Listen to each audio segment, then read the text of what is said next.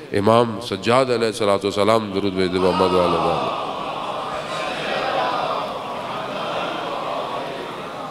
امام جو ہے وہ نماز پڑھ رہے ہیں، عبادت کر رہے ہیں، اور گھر میں آگ لگ گئی، سجدے کی حالت میں ہے، چیخ و پکار، امام نے سر سجدے سے نہیں اٹھایا، آگ بجھ گئی۔ بعد میں امام سے کہا مولا گھر میں آگ لگ گئی تھی، تو امام کیا فرماتے ہیں؟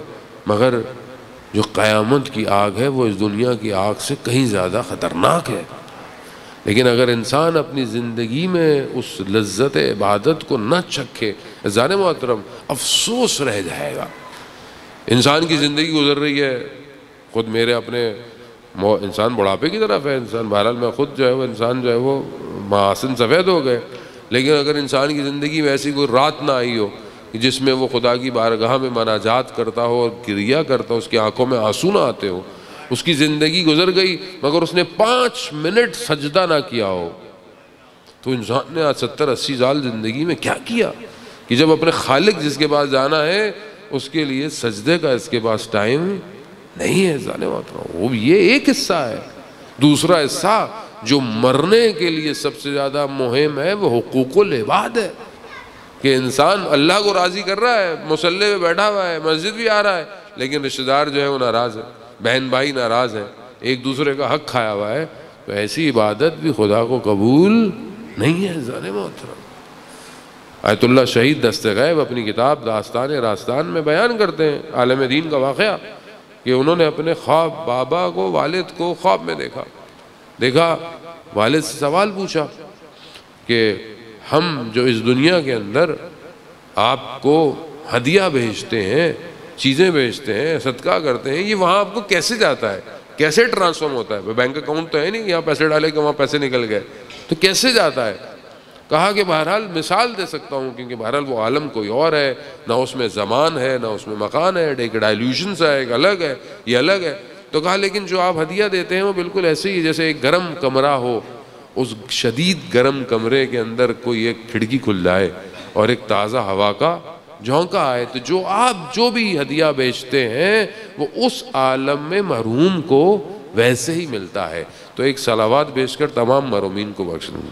اللہ صلی علی محمد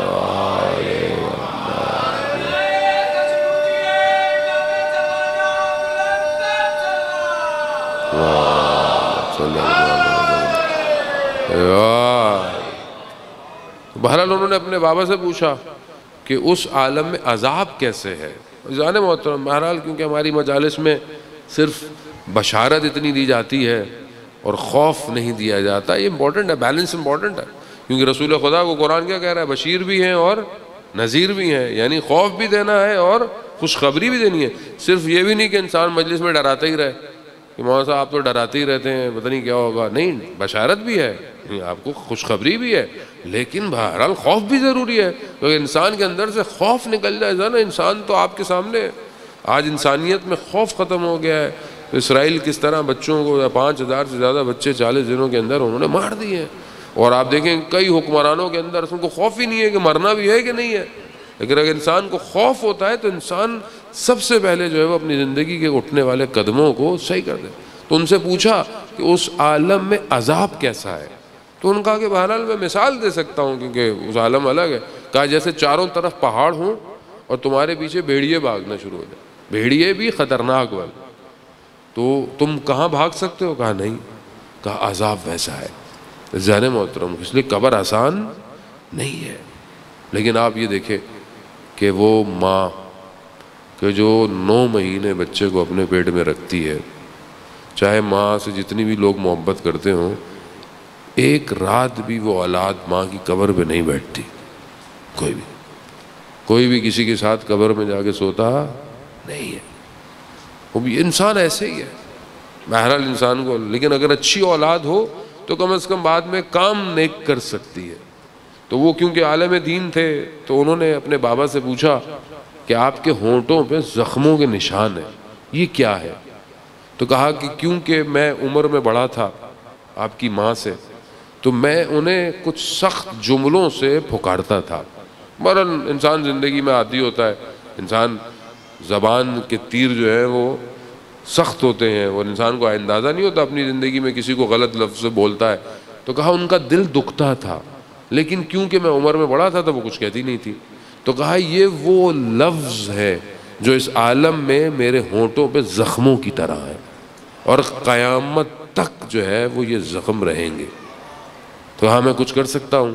کہا ہاں اپنی والدہ سے کہیں کہ وہ مجھے معاف کر دے، حلال کر دے. عزیزان محترم، بہرحال انسان زندگی میں یہی مشکلات ہیں.